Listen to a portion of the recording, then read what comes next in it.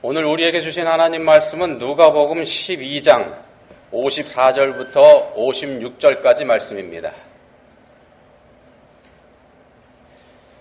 한 목소리로 읽겠습니다. 또 무리에게 이르시되 너희가 구름이 서쪽에서 이는 것을 보면 곧 말하기를 소나기가 오리라 하나니 과연 그러하고 남풍이 부는 것을 보면 말하기를 심히 더우리라 하나니 과연 그러하니라. 외식하는 자여 너희가 천지의 기상은 분간할 줄 알면서 어찌 이 시대는 분간하지 못하느냐. 아멘.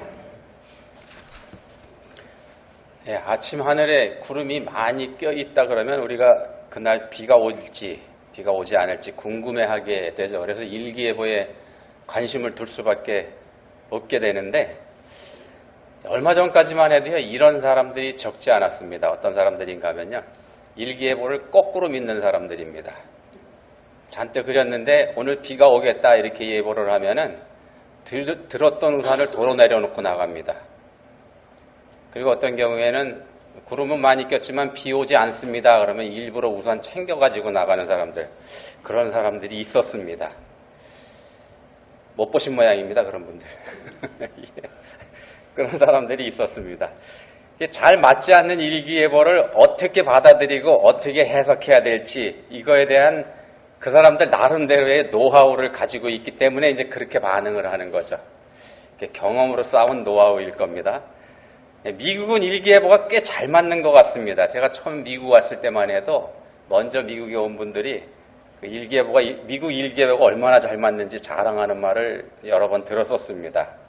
심지어 비가 내리기 시작하는 시각을 몇 시 몇 분이라고 예보하는 것까지, 그런 걸 보고 또 그 예보가 거의 맞아 들어가는 것, 이런 거 볼 때 입이 벌어질 수밖에 없는 그런 경험을 했던 기억도 있습니다. 한국은 그렇게 하지 못하는데, 그렇게까지 정확하게 하지 못하는데 그것 때문에 좀 자괴감이 들기도 하고 그런 기억이 있습니다. 물론 지금은 미국의 일기예보도 그 나름대로 문제가 있다는 거 알고 있고요. 반대로 한국의 일기예보가 굉장히 많이 좋아졌다는 거, 이거 보면서 마음이 즐겁기도 하고 그렇습니다. 미국에 와가지고 또 이상하게 제가 느꼈던 것 중에 하나가 이런 것도 있습니다. 비 올 때 사람들의 반응. 한국 사람들은 비가 내리면 즉각 우산을 펴거나 아니면 뜁니다. 한 방울이라도 더 맞지 않기 위해서. 근데 미국 사람들은 적지 않은 비가 오는데도 우산도 쓰지 않고 천천히 걸어가는 모습, 처음 해봤을 때 되게 이상했었습니다. 심지어 비에 홀딱 젖은 상태로 걸어다니는 애들, 그런 애들까지 볼 때는 도대체 이해가 가지 않았었습니다. 왜 부모들이 애들을 저렇게 두나. 한국에서는 산성비 공포가 있습니다만 미국에는 그런 걱정이 전혀 없다는 거, 나중에서 이제 알게 됐기 때문에 이제 조금 이해가 되고 그랬던 경험이 있습니다. 일기예보 말씀을 드렸습니다. 일기예보도 해석해서 듣는 사람이 있다, 이런 말씀을 드렸습니다만 어떤 학자들은요, 믿음은 해석이다 이런 얘기합니다. 믿음은 해석이다. 같은 상황에 처했을 때 똑같은 상황인데 믿음이 있는 사람과 믿음이 없는 사람이 그 상황에 대응하는 이 방법이 다른 경우가 있습니다. 대응하는 방법이 다르니까 물론 그 대응에 대한 결과도 달라지고 말입니다. 예를 들면 이런 겁니다.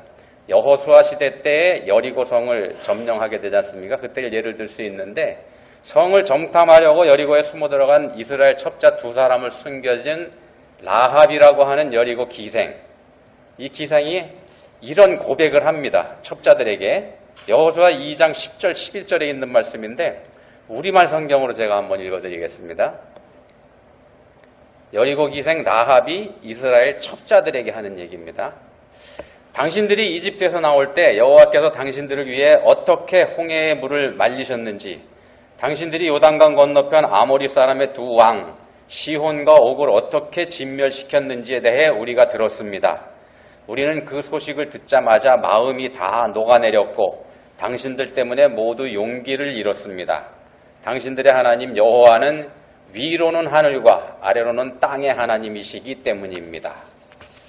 자, 여리고성에 이제 곧 이스라엘 사람들이 들이닥칠 겁니다. 여리고성을 차지하기 위해서 쳐들어올 겁니다. 이스라엘 사람들이. 근데 그 이스라엘 사람들이 경험했었던 일, 그러니까 애굽에서 나올 때 홍해바다가 갈라지는 기적을 경험했었던 일, 그리고 그 이후에 요단강 건너편에 있는 막강했던 두 나라를 멸망시켰던 이야기, 이 얘기를 들었을 때 여리고 사람들의 마음은 녹아내렸고 정신을 잃을 정도로 충격을 받았다, 이 고백을 하는 겁니다.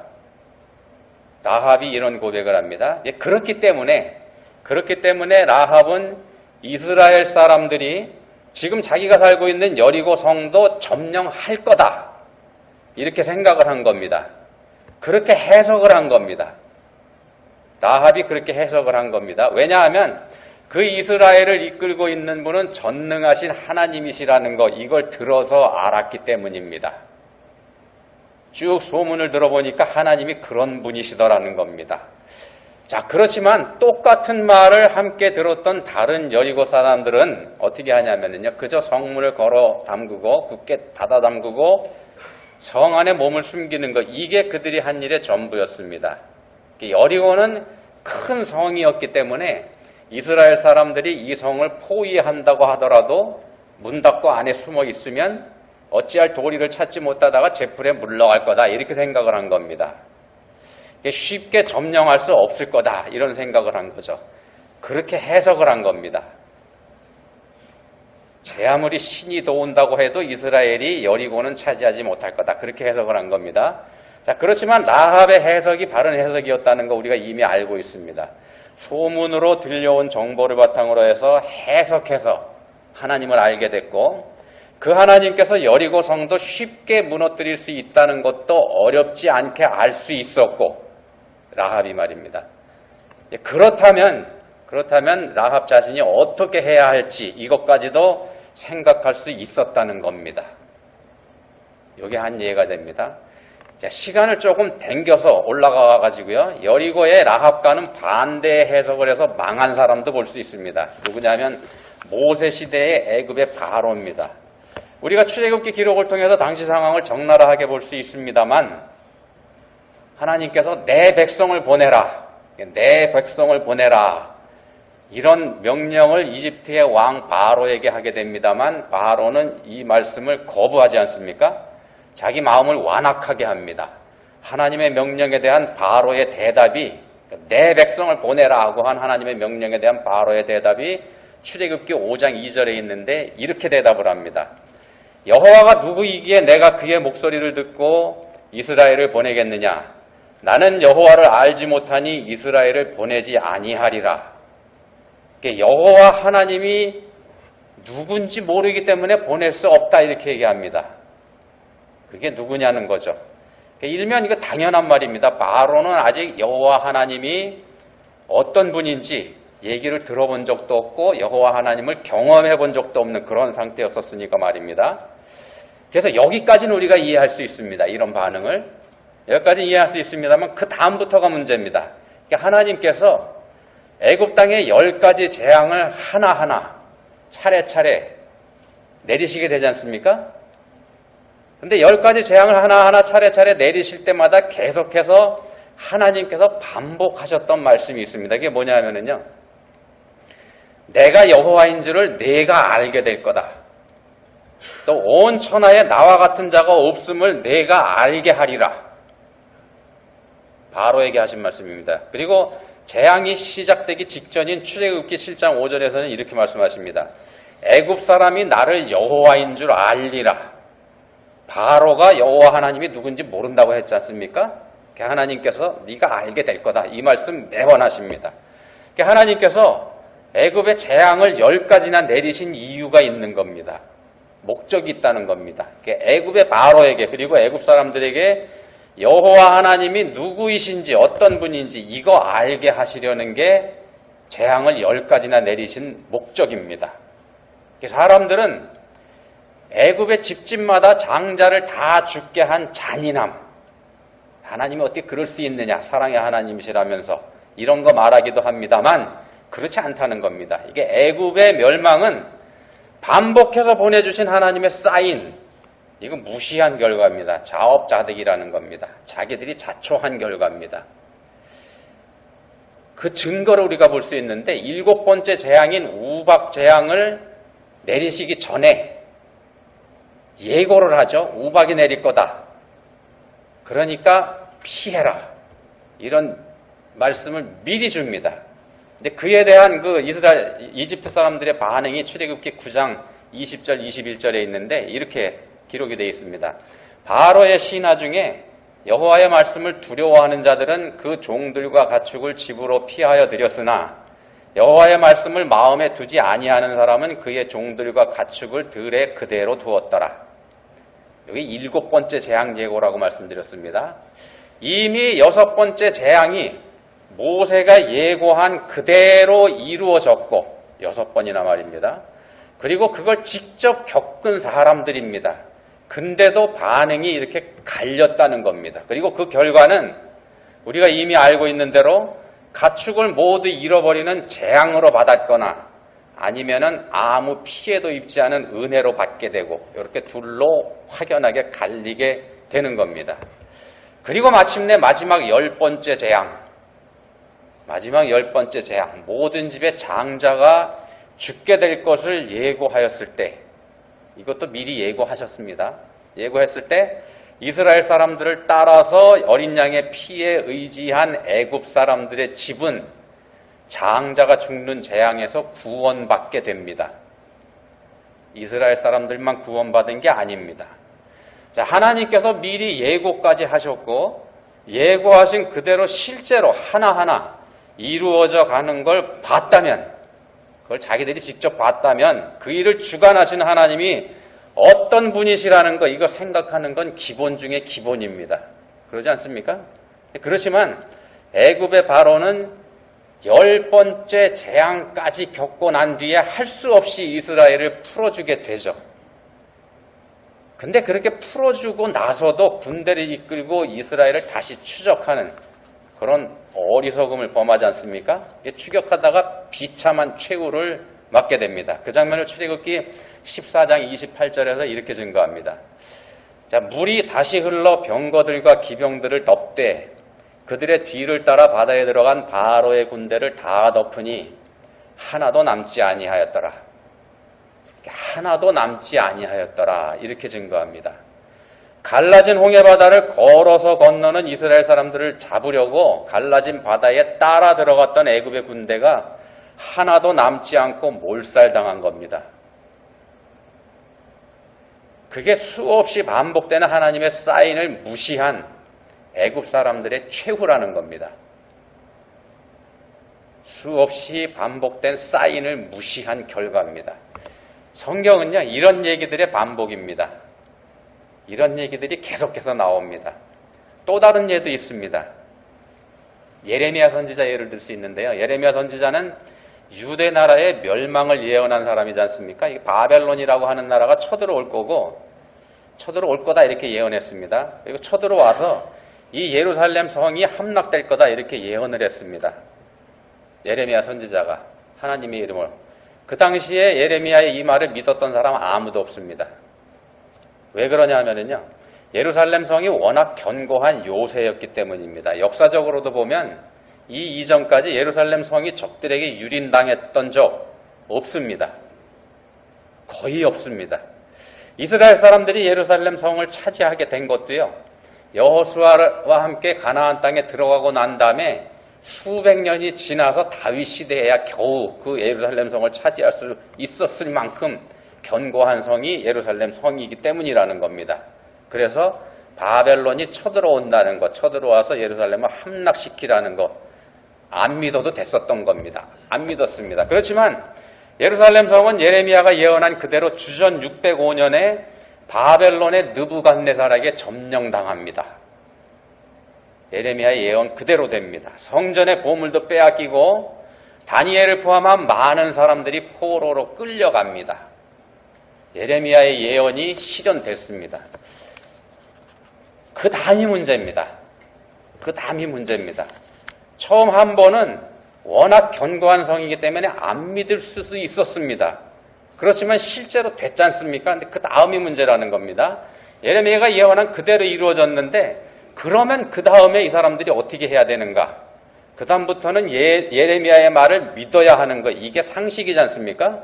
그렇지만 바벨론이 다시 쳐들어올 거고 이번에도 역시 예루살렘 성이 또 함락당할 거다. 이렇게 예레미야가 예언을 또 했습니다만 사람들이 이거 무시해버렸다는 겁니다. 오히려 바벨론이 다시 오지 못할 거고 전에 잡혀갔던 포로들도 2년 안에 다 돌아오게 될 거다 라고 하는 거짓 선지자들의 듣기 좋은 거짓 예언을 믿었다는 겁니다. 그리고 그 결과 처음 함락당했던 때로부터 약 7년 후인 주전 597년경에 예루살렘은 또다시 바벨론 군대에게 유린을 당하게 됩니다. 또 함락당합니다. 예레미야 선지자의 예언이 2번이나 적중을 한 겁니다. 자, 이 정도 되면은요, 이 정도 되면 모두 다 예레미야의 말 믿을 것 같습니다. 믿어야 됩니다. 그렇지 않습니까? 그렇지만 상황은 전혀 그렇지 않았다는 겁니다. 예레미야가 또 예언합니다. 또다시 바벨론이 쳐들어올 거니까, 그리고 또 함락당할 거니까 이번엔 제발 내 말 듣고 바벨론이 쳐들어오거든 항복하시오. 그들에게 복종하시오. 이게 하나님 뜻입니다. 이렇게 경고를 합니다. 그렇지만 예레미야의 경고를 무시하고 예루살렘 사람들은 이집트의 도움을 청하게 됩니다. 그리고 바벨론이 세 번째 쳐들어온 주전 586년경에 비참한 최후를 맞게 됩니다. 이번에는 바벨론 군대가 아예 예루살렘 성벽을 다 허물어 버립니다. 사람이 못 살게 해버립니다. 그리고 예루살렘 성전도 돌 위에 돌 하나 남기지 않고 완전히 다 부셔버리고 갑니다. 예루살렘에 살고 있던 사람들 거의 대부분이 칼에 맞아 죽거나 포로로 끌려가고 맙니다. 하나님께서 예레미야 선지자를 통해서 주신 경고의 말씀을 무시한 결과입니다. 자, 모세 시대에 애굽의 바로가 그랬던 거하고 똑같이 하나님의 경고를 무시하는 어리석은 행위를 하나님의 백성을 자부하는 이스라엘 사람들이 했다는 겁니다. 그리고 결국 끔찍한 대가를 치렀고 말입니다.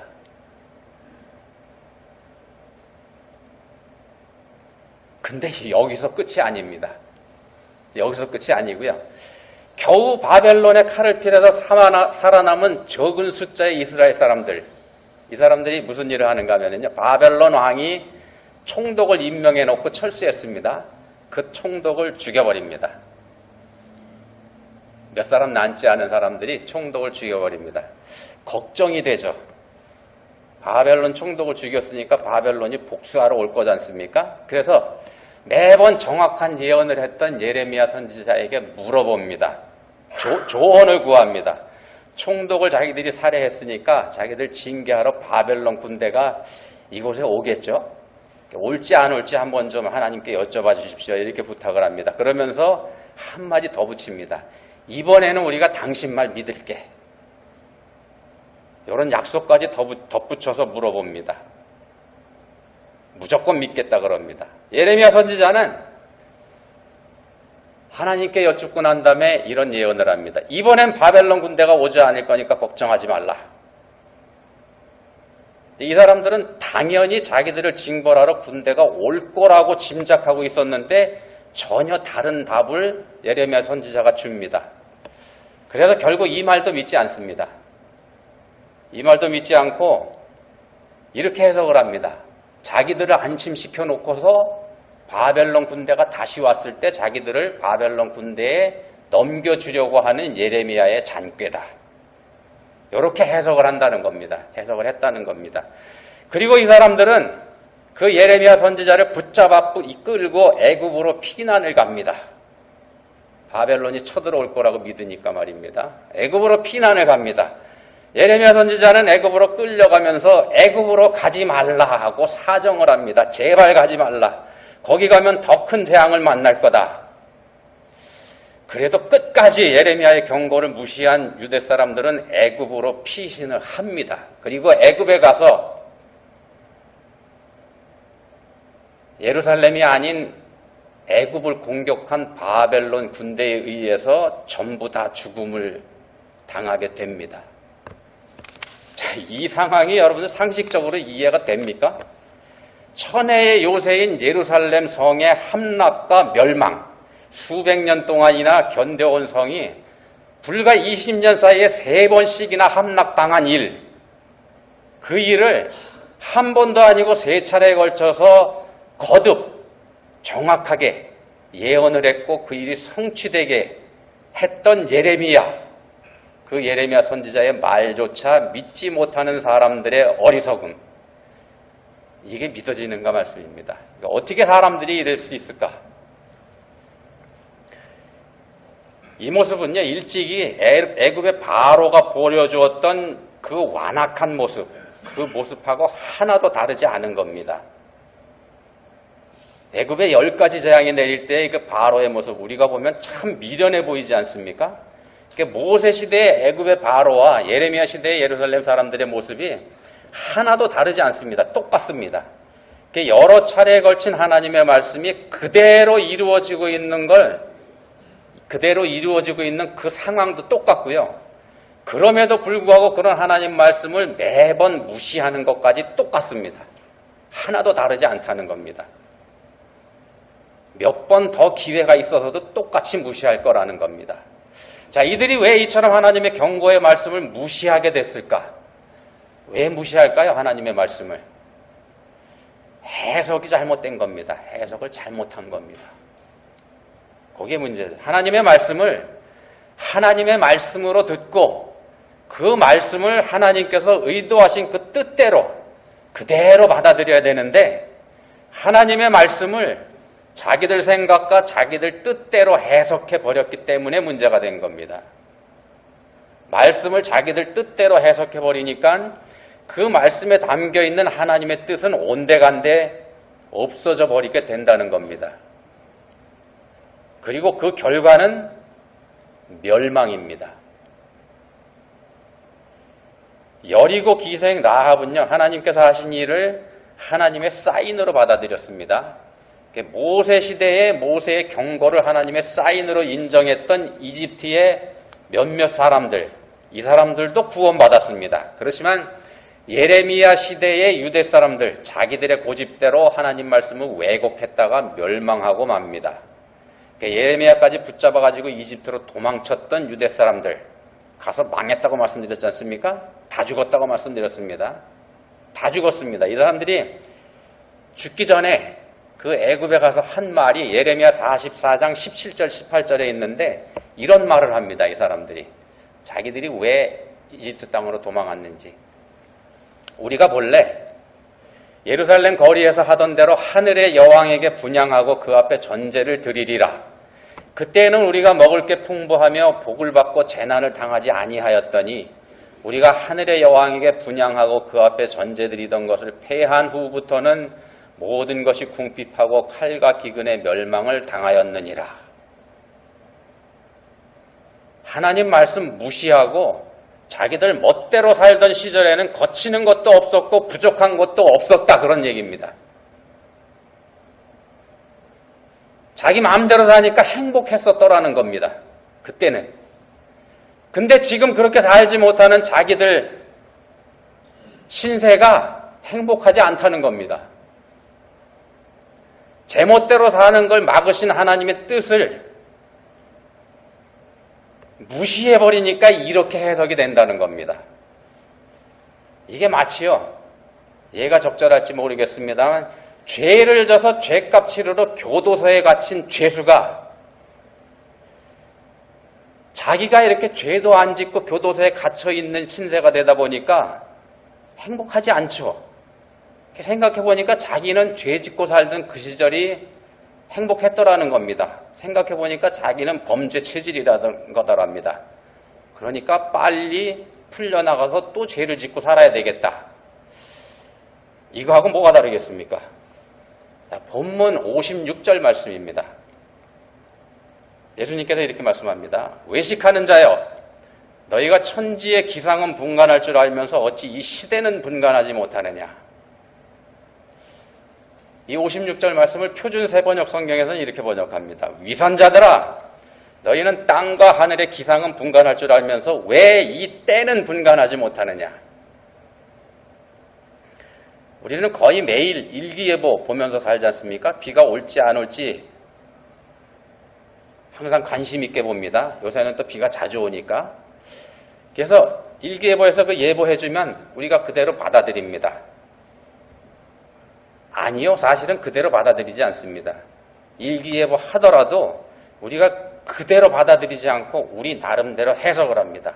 왜 그러냐면요, 그 예보는 바로 내 머리의 상황을 예보하는 게 아니기 때문에 그러죠.